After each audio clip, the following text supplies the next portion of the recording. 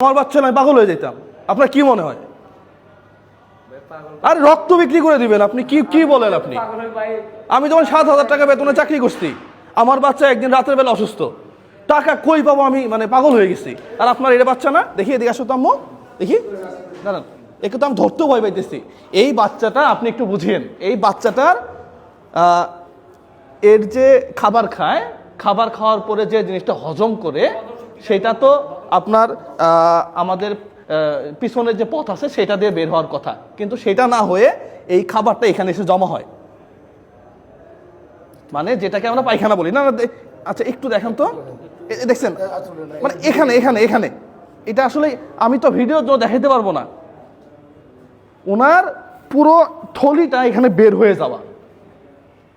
কয় হাজার টাকা লাগে? 7, 8, 8,000, 9,000, 10,000 টাকা? এলাকার মানুষ নেয় নাকি? সব মরে গেছে নাকি? দেখে না? আপনি দেখেন তো বাচ্চাটার চেহারাটা দেখেন তো। হ্যাঁ, আরে ভাই ভিক্ষা করবেন আপনি সন্তান মানুষ করার জন্য? এই বাচ্চা এটা ক্যান্সার হয়ে যাবে। হাসান ভাই কি বলেন? আজকে হাসান ভাই আমাকে ফোন দিচ্ছে, আমি তো মানে এটা আমি দেখাইতে পারবো না। না দূরে না, কাছে আসেন, লাইট আলো আসবে না, এটা আমি দেখাইতেই পারবো না ভিডিওতে। আমার নিজেরই হাত পা কাঁপতেছে হাসান ভাই। আমি দেখি তো অবাক হয়েছি, আমি তো বুঝতে পারিনি যে হ্যাঁ, এখানে এখানে পায়খানাগুলো এখানে জমা হয়, এখানে জমা হয়, তাই তো? এখানে একটা ব্যাগ আছে, ওইটা আবার টিস্যু দিয়ে পরিষ্কার করে। এটা আজব ব্যাপার, সত্যি আজব ব্যাপার। আর সরকার থেকে কি করেন আপনারা? এক উপদেষ্টা বলছে যে এখন ইন্ডিয়াতে চিকিৎসা করার দরকার নাই, এখন চায়নাতে যাবা। স্টুপিড কোথাকার। এই দেশে টাকার অভাব আছে? হচ্ছে তো এই নালে মেডিকেল কয়দিন আপনি আজকে? এর চিকিৎসার নিরাপত্তা সরকার থেকে দেওয়া উচিত। 9 দিন, ওটা দেখা মাত্র তো ওরা ডেট দেওয়া উচিত। এখানে 9 দিন? 9 দিন ধরে পড়ে আছে। চট্টগ্রাম মেডিকেলে 9 দিন ধরে পড়ে আছে কেন? কেন পড়ে থাকবে? এরা বলতেছে আমাকে সিরিয়াল আসতে হবে। সিরিয়াল কিসের আবার?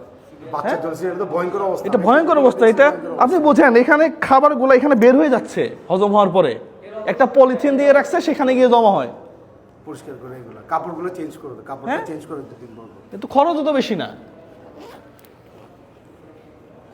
কোলে নেন তো, একে কোলে নেন, একটু সাবধানে নেন, আমি তো ভয় পাইতেছি ভাই। সাবধানে নিয়ে। হ্যাঁ, ওখানে আমি টেস্টের হিসাব করে দেখলাম যে টেস্টে লাগবে মোটামুটি 2200 টাকার মতো। হাসান ভাই কোথায় ওই টেস্টে? হ্যাঁ, টেস্টের ফাইল ছিল তো, দেখি না, আমি দেখছি তো এখানে টেস্ট সবই আছে, ভর্তি আছে চট্টগ্রাম মেডিকেলে।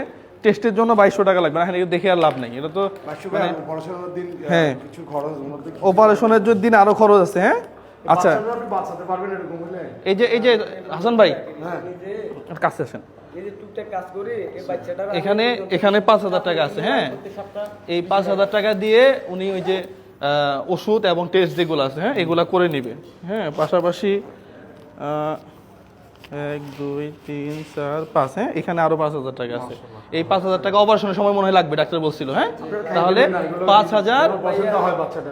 হ্যাঁ, শুনেন, ওই যে খায়া ফেলায়েন না, খায়া না ফেলে কালকে থেকে প্রয়োজনে সাইনবোর্ড একটা লাগেন, আমি সাইন করে দিব যে বেন মেসে 001 বলছে যে আপনার ভিক্ষা বৈধ। বাচ্চাটারে অন্তত মানুষ ইয়া করেন। আর টাকা যদি আরো লাগে হাসান ভাইরে বলবেন, প্রয়োজন হইলে টাকা আরো দিব, তারপরে বাচ্চাটা সুস্থ হয়ে এখান থেকে চলে যাক। ঠিক আছে, বাবার মতো বাবা হন। 10,000 টাকা কোনো ঘটনাই না ভাই, আপনি কি বুঝান আমাকে? আপনি সচেতন না। হাত পাততে পারবেন? কিসের হাত পাততে পারবেন না? করে বা হয়তো কিছুটা নিজে গোছাই নিতে পারবো না না, আপনি পারবেন না কেন? এজন্য আজ সরকারি হাসপাতালে আসছি। আর হাসান ভাই, বাচ্চার জন্য মানুষ কান্না করে ভাই। কি বলেন? বাচ্চার জন্য হাত পাতবেন না তো কার জন্য হাত পাতবেন? আপনি নিজের জন্য হাত পাতবেন? আরে বাবা, এখানে ভিতর থেকে বের হয়ে পায়খানা এখান দিয়ে পড়তেছে। কথা বলবে কেন? আমি দালাল মাথায় দিবা একটা কারো বাচ্চা নিয়ে আইছি, এগুলো করতে। আচ্ছা, তাহলে আপনার অপারেশনের ডেট কবে দিবে? এখন কালকে আমি রিপোর্টগুলো সবগুলো কমপ্লিট করে রিপোর্ট কমপ্লিট করে হাসান ভাইকে জানাবেন। হ্যাঁ, ওই আপুর মাধ্যমেই তো, আপুকে জানাবেন, আপু ওনাকে জানাবে।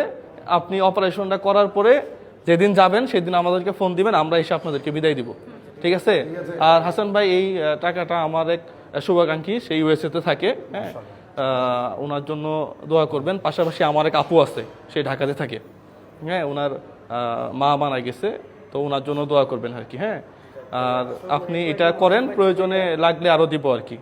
আপনি অপারেশন ডেট পড়লে আমাকে জানাবেন। হুম। অপারেশন হওয়ার পর জানাবেন, যারা কিছু লাগে সাপোর্ট পাবেন ভাই দেখে। Support পাবো, কিন্তু হ্যাঁ। বাচ্চা চিকিৎসা বন্ধ করবেন না, ভয়ানক অবস্থায় বাচ্চাটা ভাই বাঁচতে আসলে পারবে না। আমি টিকতে না পারি আপা এখানে ভর্তি করে আর না না আপনার সমস্যা আছে, বুঝতে পারতেছি ভাই দেখে আপনার আপনার আরো সিরিয়াস হইতে হবে বাচ্চা নিয়ে। বাচ্চার জন্য পাগল হয়ে যায়, বাচ্চা হয় না। কি কোন আমি আপনি 2টা বছর ঘুমাইতে পারি না, আর সত্যি বলতে আপনি কি বলবো, আমি প্রতি রাত বাচ্চার বয়স 2.5 বছর ভাই, বেশি না। 2.5 বছর এখানে মানে অপারেশন করার কথা ছিল আরো 6 মাস আগে মনে হয় না, 2 মাস আগে লেট করে ফেলছে আরো। কেননা এর হজম শক্তি কম, প্রত্যেক আধা ঘন্টা 1 ঘন্টা পর পায়খানার ব্যাগ হয়। তো ঠিক আছে, তাহলে আপনি এটা দিয়ে আপাতত কাজটা কমপ্লিট করেন, পরবর্তীতে দেখবো। ঠিক আছে আপু, আপনি একটু খোঁজ রাখিয়েন হাসান ভাইয়ের সাথে কথা বলে আপনি এটা জানায়েন আর কি। তো ঠিক আছে তাহলে হাসান ভাই চলেন। ওকে ভাই। আমি এগুলো দেখতেই পারবো না, আমার আসলে খুব খারাপ লাগে। পাশাপাশি সরকারি ব্যবস্থাপনাগুলো ঠিক করেন, চিকিৎসা হচ্ছে মৌলিক অধিকার।